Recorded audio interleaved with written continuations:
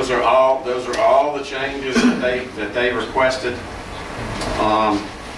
That's a correction of a typo. That's all that they wanted. Is that anybody's motion? Well, can we go to 4%? Or do y'all want 5? Say 5%. I want 5. How many households do we have in Long Beach?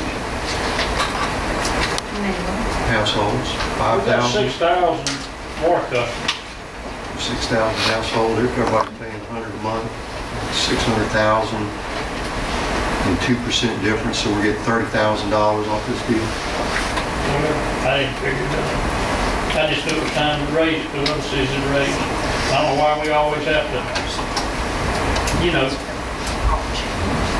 suck on, you know, canal water or whatever. I mean, I think we need to step up and help him do it. Let's get there. That's one rookie fireman. Jim, I have one question real quick. Section 23, emergency use facility. In the case of a disaster, and I'm only pertaining to disasters, does that mean that the fire chief can go in there and seize that building and take it over, and we can use it?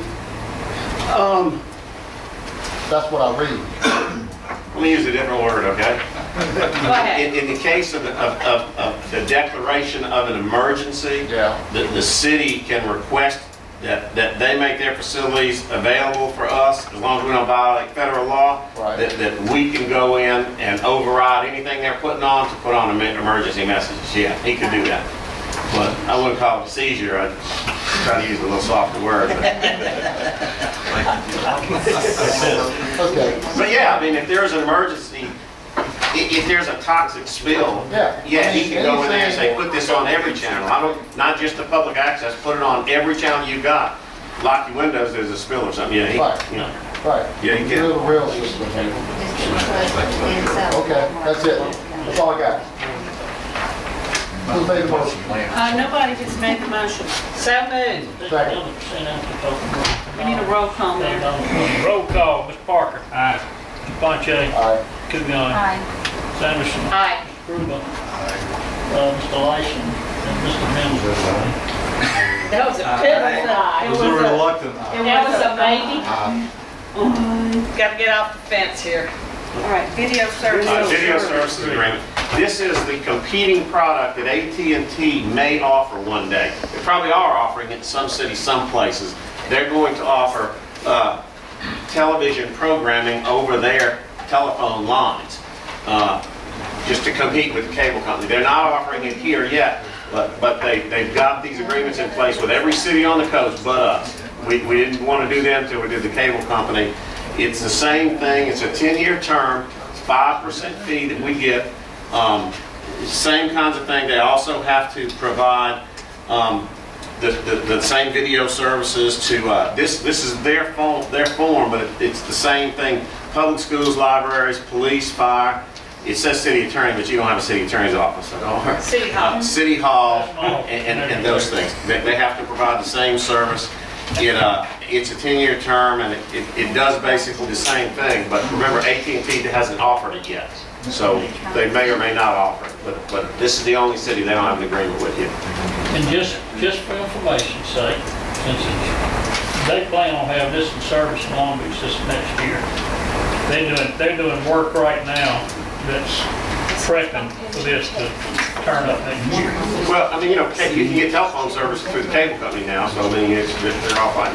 Well, one last thing. The percentage you get is off of your cable TV bill.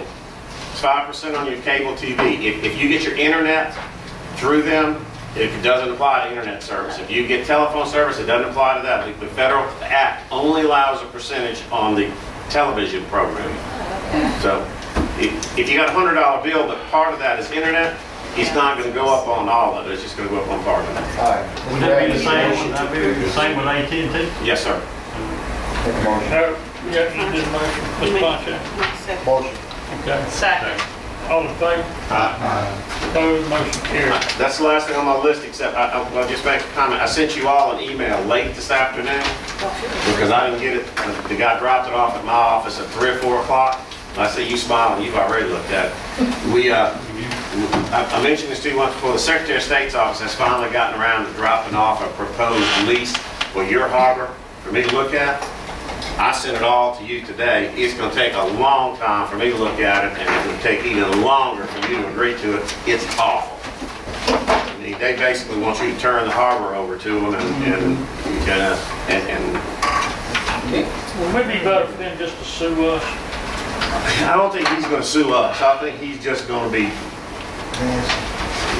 like, well, I don't think he'd sue us over it, but I just say, he's got a lease to us. I will look at it.